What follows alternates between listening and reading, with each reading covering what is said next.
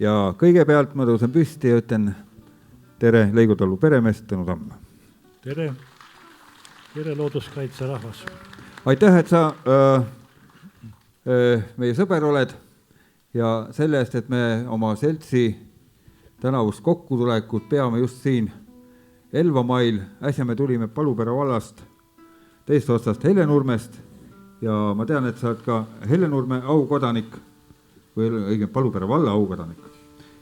Aga miks me nüüd siia tulime täna, on üks põhjus, et see on erakordne aasta, tänavune aasta, et looduskaitse seltsi kokkutulekud ja Leigo järjemuusika sattuvad just samal ajal. Seda on 10 aastat varem olnud ka, kui ma mäletan, et meil oli kokkutulek Räpinas ja siin Leigo maadel tähistasime Veljo Tormise 75. juubelit suure uhke kontserdiga, nii et ma tõin looduskaitse seltsi osakonna inimesed suure omnibussiga, päris mitme bussiga tulime siia Tormist kuulama ja mõni oli mu pealt pahane natukenegi, et ma nõrgestasin niimoodi seltsi kokkutulekut. Aga tänavu me tegime veel paremini, tänavu tegime nii, et kokkutulek algas tegelikult juba ju reedel. Paljud meist käisid siin seda orelit ja tulede mängu kuulamas siin samas Leigol ja tänavune kokkutulek meil ongi niimoodi, et on Elva Leigo ja me lõpetame siin sinu kodutalus.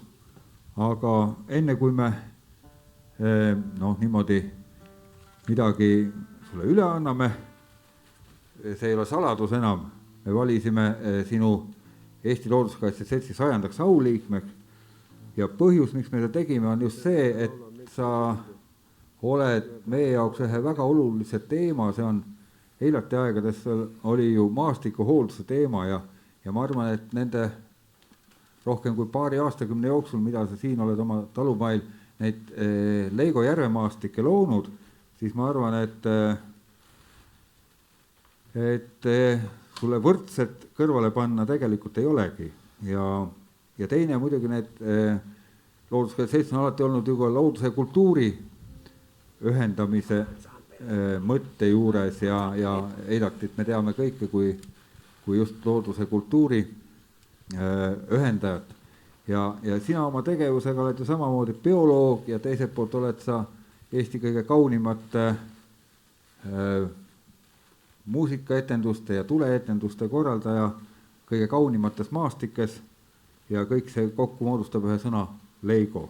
Aga ole hea, räägi üks veerand tundi rahulikult meile, kuidas sa siin oma talumaadel need järvi oled loonud ja istume rahulikult ja räägi veerand tundi rahvale.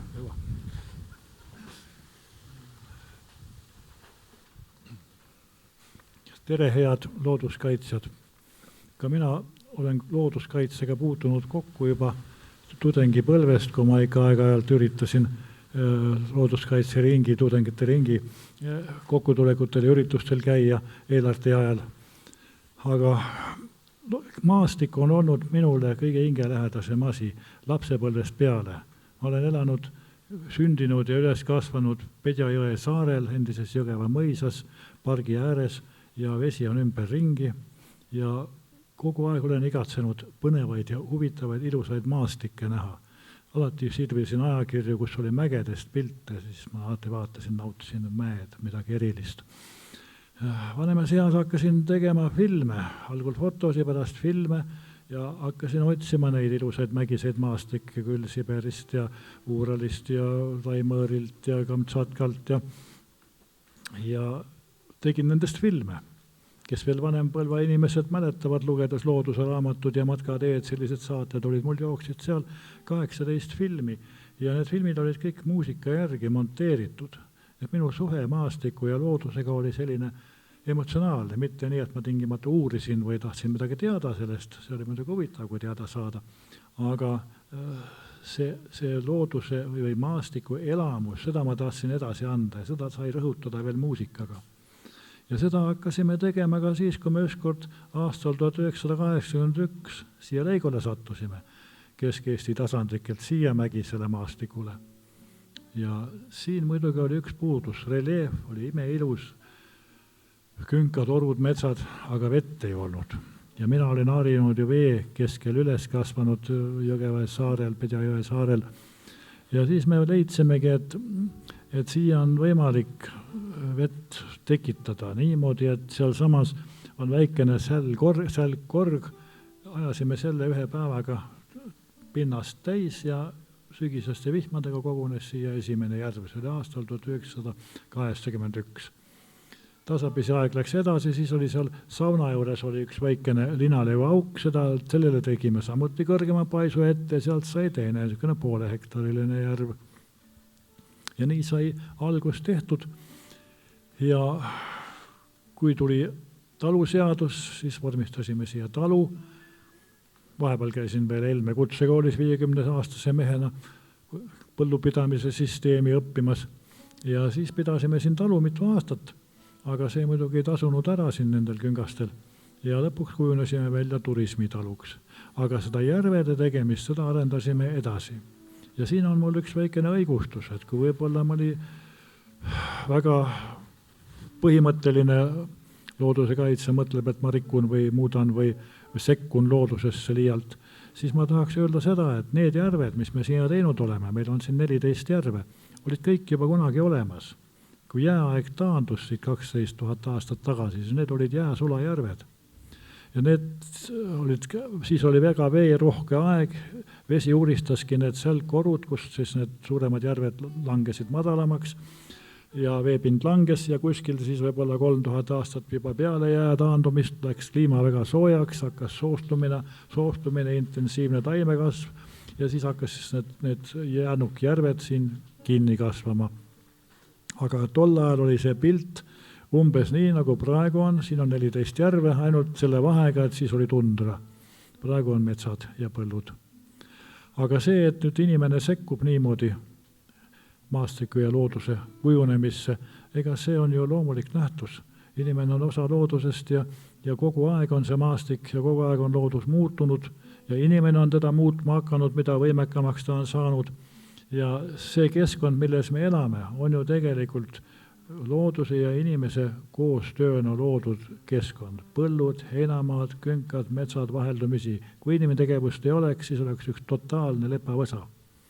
Ja kui jälle liialt minna raiuma ja maha võtta kõik, siis oleks jälle selline preeria või taoline künklik rohumaa. Muide, kes vaatab vanu pilte sajandi algusest, eelmise sajandi algusest ja Otepää maastike pilte, ma olen just kogunud ja vaadanud, need näevadki välja nagu künklik preeria. Mõni üksik metsatukakene on siin-seal. Nii et siis oli ikka metsana võib-olla 10-15%, praegu on 60%. Et muutus toimub kogu aeg, aga meie sekkume siin natukene ja teeme vett juurde, mida siin praktiliselt ei olnud, siis me arvame, et me oleme teinud ikkagi seda keskkonda siin paremaks, ilusamaks, elamisväärsemaks.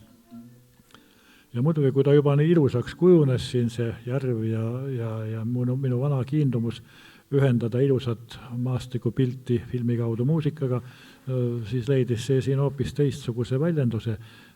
Hakkasime kontserte korraldama. 1998 oli esimene järve muusika. 18 aastat, 18 kontsert oli tänav aasta. Terve põlvkond peale kasvanud uusi kuulajaid.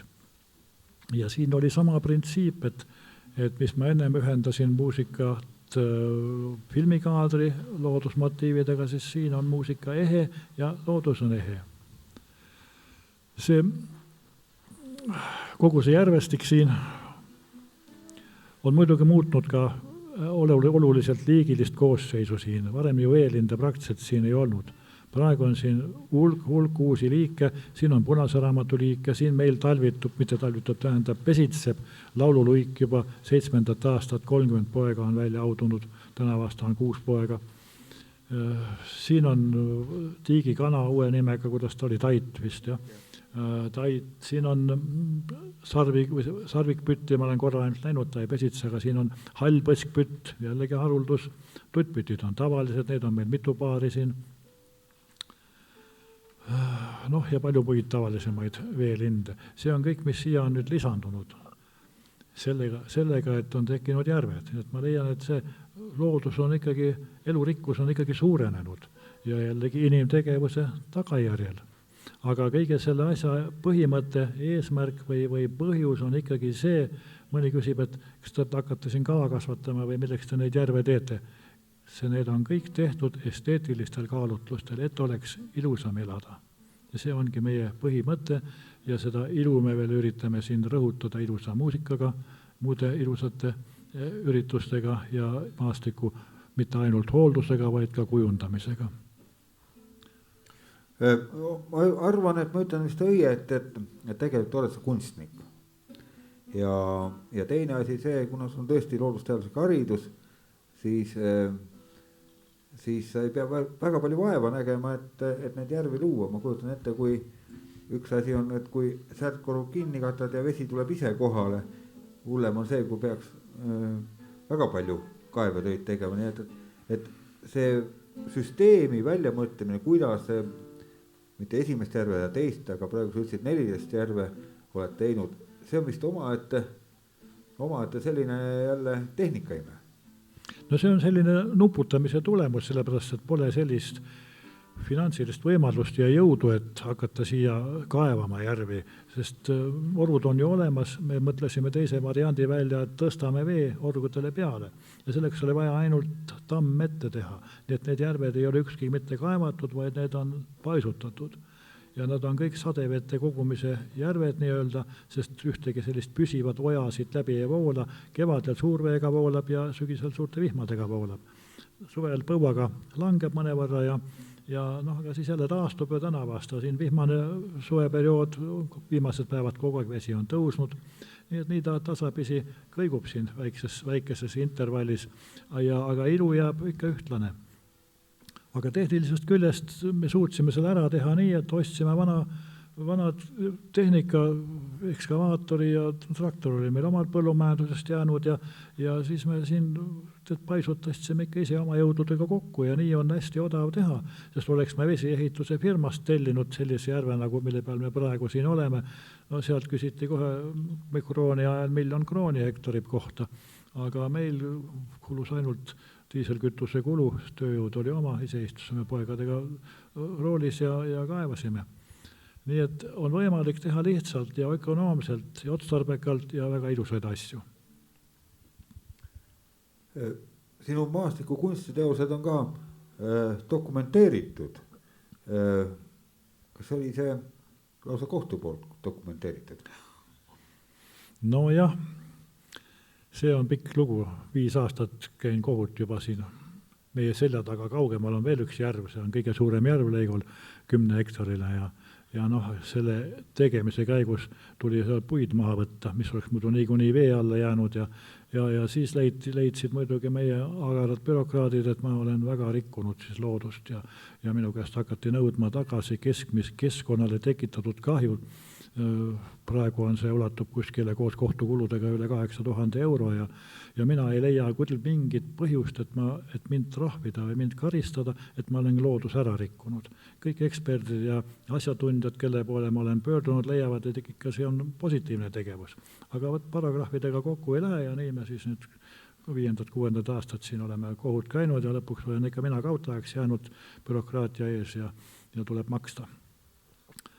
Kuigi ma mäletan tõesti seda, et ka Looduskaitse Selts kirjutas oma toetuskirja ja ma lugesin ka väga mitmeid eksperti arvamusi nii Nikolai Laanete poolt kui ma mäletan ka Paevana poolt ja neil on väga erinevad arvamusi, kes kõik loodusteadus ütles seda, et nii toimides sa tegid loodust paremaks ja põhiline süüdistus, mis lõpuks jäi, oli mitte see, et sa oma talumaadelt puid maha võtsid.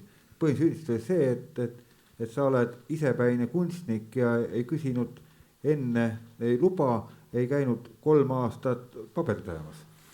Luba oli praktiliselt võimatu küsida, sellepärast me ei olnud nii jõukad inimesed, et panna krooni ajal välja umbes 250 000 krooni, mis need paberid oleks maksma läinud, kõik need keskkonna ekspertiisid ja geodeetilised uurimused ja umbes selline summa oli mängus ja mul lihtsalt ei olnud suuteline seda läbi viima, sellist vormistamist, aga ma asusin tegutsema.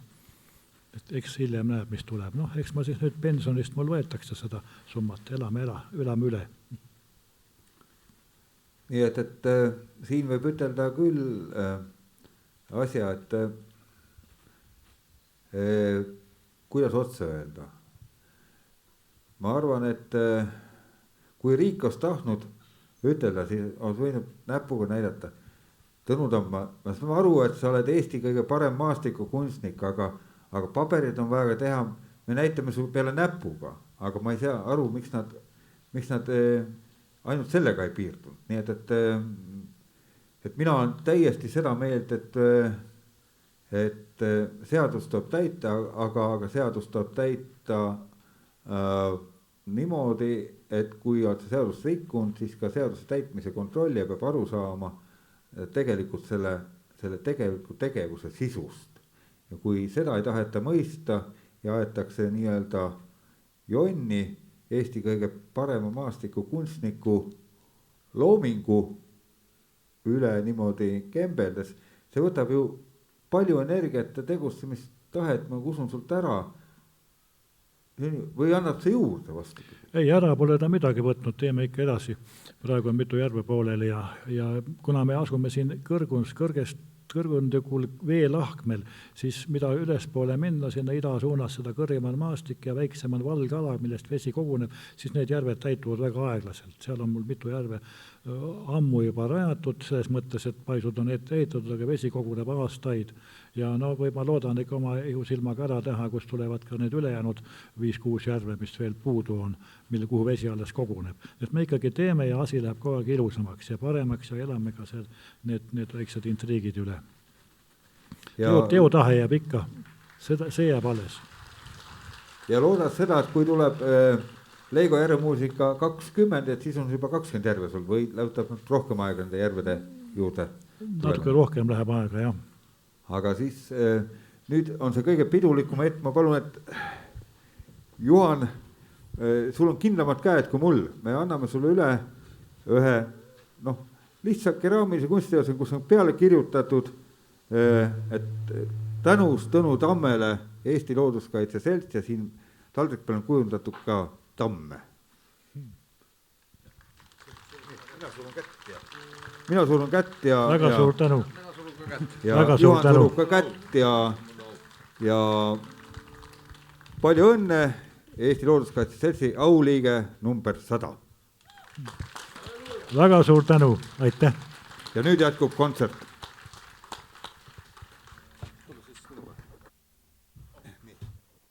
Ja ma ütlen nii palju veel, et väiksemad autasusid ja tänuavaldusi me teeme pärast seda, kui kontsert on lõppenud, aga sinna on veel aega küll ja küll.